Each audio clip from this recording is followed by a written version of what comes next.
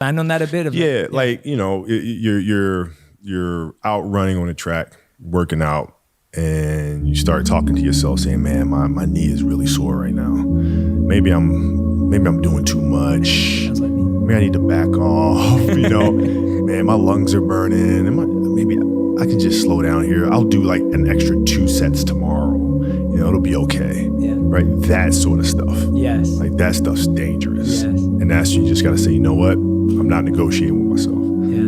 The deal was already made. The deal was made when I set out at the beginning of the summer and said, this is the training plan I'm doing. I signed that contract with myself. I'm doing it.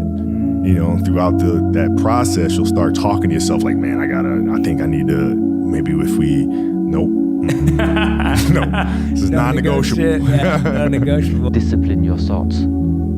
Stop thinking too much.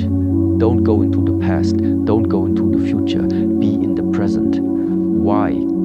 Because only then it's possible that the mind is free, the capacity is free, and now you can completely immerse into whatever you are doing. And this means you have arrived. You have arrived. That's it. Not expensive materialistic objects made you cool back then. But then once you have a nice sports car, you realize like it's cool, but like if you have Crohn's or if you have other issues, they don't just go away because you have a nicer car. And to me, a lot of that stuff was overrated. So I got rid of it all and realized like that's just not what makes me happy. And I didn't just want to make money to make money. I think if you have a goal in life, right? If you have something you're aiming for, I think it helps you work those longer hours. It helps you pull those all-nighters because you have something that you want to accomplish, right? You only start really liking stuff when you get good at it, in my opinion. And you only get good at it by doing it a lot of times before you're good at it. And so this is why I'm a big believer in this, is that when you are starting out, I think you got to find the thing that's the pain. And like, pain motivates significantly faster and stronger than pleasure does.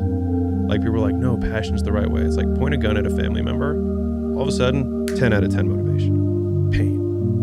And so like, I think people should use their pain more. And if they don't have enough pain, then one, maybe that's fine, and you're a dreamer, and that's okay. But I will tell you that a word... I was like, duh. I can't, you know? Like, that was my immediate reaction. I was like, dude, yeah, of course. But I had to kind of think about really what he was saying and where that was coming from for him, and his story and his journey and what that meant to him.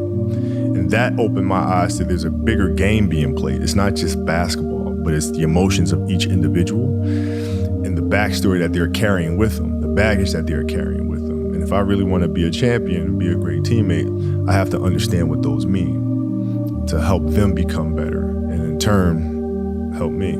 Yeah. And do you think this content's going to help? All the content you're creating here at Granity, is that for you to help build better bonds between parents and kids? Like, are you hoping that the podcast, for example, like kids are going to listen to it on the way to school or on the way back? Or like, how are you imagining people consuming the work? Yeah, I mean, I imagine it in different ways, you know, but like ultimately people always figure out a way to do it that's comfortable for them. But like, you know, which is why in everything that we do, we try to create the highest quality of product, right? Like, you know, people will sit down and tell me, they'll say, okay, well, audiobooks, very small percentage of people listen to audiobooks. We don't really have to invest too much in doing audiobooks. And what? Excuse me? No, because what if that become part of your being. Now, once the movement, the technique is part of your being and the mind meaning is now free, now you can use that mind in order to penetrate actually into what are you doing and start now. Now the way starts. Until then, it was just the initiation, let's call it like this. I initiated that movement to you. First you need to learn it, and now comes the time what is about you. Not about what other people expect from you. Now you have it. Now it's up to you to cultivate it. Yes? And that one gives insight, because now the mind is free to discover many, many things that go on inside of there. And now it's not just about the the martial art movement. This principle of you think a lot about what needs to be done, then it is being replaced and the mind is free. This now we apply to... Same thing for any great movie. You know, you have to have the antagonist. Yes. You know, a strong villainous character will really drive the narrative along. If you don't have that, you have nothing from which your hero has to bounce off of. You know, that villain could be, you know, maleficent.